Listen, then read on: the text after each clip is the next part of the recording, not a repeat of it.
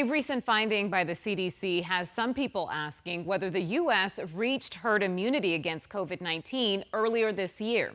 Joe Dana looks at that claim and verifies whether the U.S. is even close to herd immunity. This was the announcement by the CDC earlier this month that had some Americans asking if the country is or was close to herd immunity. The CDC tweeted, "Data from blood donations show Americans with COVID-19 antibodies increased from 20% to 83% after the rollout of the COVID-19 vaccines."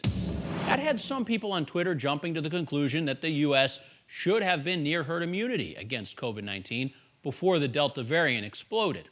To verify what that 83% number actually means, we went to three sources: the CDC, the World Health Organization, and an epidemiologist at the U of A, Dr. Janet Foote. The CDC study states that blood samples taken in May 2021 of more than 1 million donors showed 83.3% had infection-induced antibodies or vaccine-induced antibodies.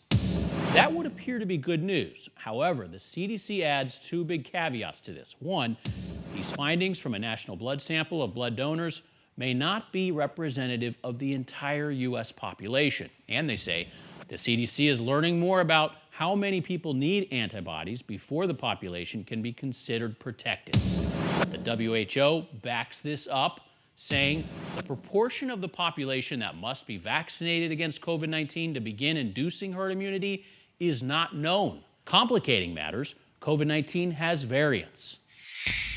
You have to realize that this virus keeps changing, and our protection against it is we're not kind of keeping up with that change.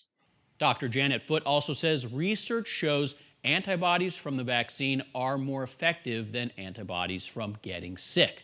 So what really matters is the percentage of Americans vaccinated, not just the percentage of Americans with antibodies.